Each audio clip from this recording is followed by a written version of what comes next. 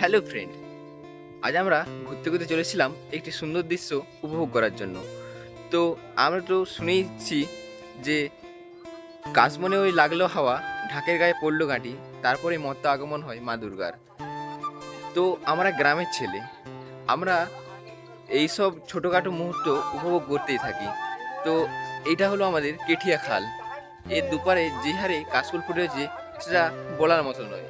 এই সৌন্দর্য দৃশ্য দেখার জন্যই আজ আমরা ছুটে চলে এসেছি। তো তোমরাও এই সৌন্দর্য দৃশ্যটি একটু দেখে নাও। দেখ মন কাশবন দুলছে যে শাড়ি, কবে ঢাক দেবে ডাক, দিন গুনছে যে তারি। দেখ মন কাশবন দুলছে যে শাড়ি, কবে ঢাক দেবে ডাক, দিন গুনছে যে তারি। শিউলি মাখা গল্প আগমনের সুর।